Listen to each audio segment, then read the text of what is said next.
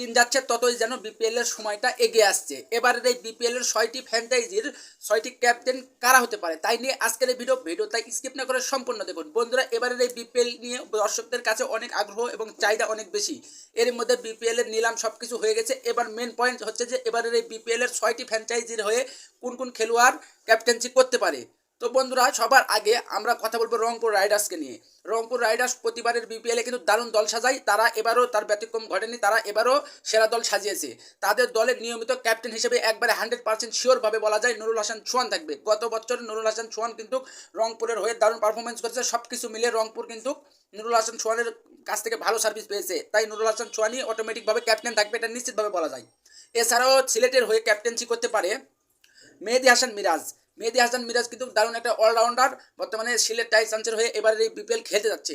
তাই এবারের এই বিপিএলে মেহেদী হাসান মিরাজ কিন্তু দারুণ একজন মানে ব্যাটসম্যান বলা যায়, বলারও বলা যায়। সে ক্যাপ্টেন্সির অভিজ্ঞতাও রয়েছে। সব কিছু মিলে মিরাজের কাছেই ক্যাপ্টেন্সির দায়িত্ব থাকবে সিলেটের হয়ে, এটা নিশ্চিতভাবে বলা যায়। কিন্তু ঢাকা ক্যাপিটালসের ক্ষেত্রে এখন পর্যন্ত ক্যাপ্টেন কে হতে পারে তা এখন পর্যন্ত জানা যায়নি। কিন্তু ঢাকার হয়ে ক্যাপ্টেন্সি দৌড়ে এগিয়ে রয়েছে দুজন ক্রিকেটার, তারা হলো বাংলাদেশি। একজন হলো তাসকিন আহমেদ এবং আরেকজন হলো নাসির হুসাইন। নাসির হুসাইন মেলাদিন আগ পর্যন্ত বাংলাদেশ প্রিমিয়ার লিগের বিপিএলে মেলাবারই ক্যাপ্টেন্সি করেছে, সিলেটের হয়েও করেছে। এবার ঢাকা ক্যাপিটালসের দলে নাসির হোসেন কিন্তু ক্যাপ্টেন্সি করতে পারে। এছাড়াও তাসকিন আহমেদও করতে পারে। তাসকিন আহমেদ এবং নাসির হোসেন এই দুইজনের মধ্যেই ক্যাপ্টেন্সি যে কোনো একজন করবে, এটা নিশ্চিতভাবে বলা যায়। এছাড়াও চট্টগ্রামের হয়ে ক্যাপ্টেন্সি করতে পারে শেখ মেহেদী।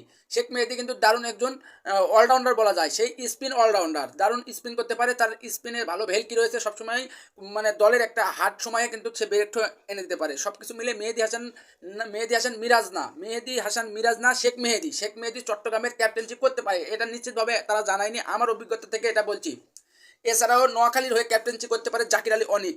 জাকির আলী অনেক সাম্প্রতিক সময়ে তার ব্যাটিং নিয়ে একটু মানে কন্ট্রোভার্সি সৃষ্টি হয়েছে, যে ব্যাটিংয়েতে তাই ভালো মতন পারফরমেন্স করতে পারছে না। কিন্তু জাকির আলী অনেকের হাতে কিন্তু দারুণ মেয়াদ রয়েছে আর ক্যাপ্টেন্সির অভিজ্ঞতাও রয়েছে। গত এশিয়া কাপে কিন্তু মানে লিটন কুমার দাসের পরিবর্তনে কিন্তু ভালো ক্যাপ্টেন্সিও করেছে। তার সাম্প্রতিক সময়ে তার ব্যাটিং ব্যর্থতার কারণে সে একটু তর্ক বিতর্ক, কিন্তু জাকির আলী অনেক কিন্তু দারুণ একজন ক্রিকেটার। আর নোয়াখালীর হয়ে জাকির আলী অনেক ক্যাপ্টেন্সি করতে পারে। এছাড়াও নোয়াখালীর হয়ে আরেকজন ক্রিকেটার রয়েছে, সে সৌম্য সরকারও কিন্তু ক্যাপ্টেন্সি করতে পারে। সৌম্য সরকারও ক্যাপ্টেন্সি দারুণ করতে পারে। আর রাজশাহীর হয়ে ক্যাপ্টেন্সি করবে হলো নাজমুল হাসান শান্ত, সে বাংলাদেশ ওয়ানডে দলের অধিনায়ক এবং ক্যাপ্টেন।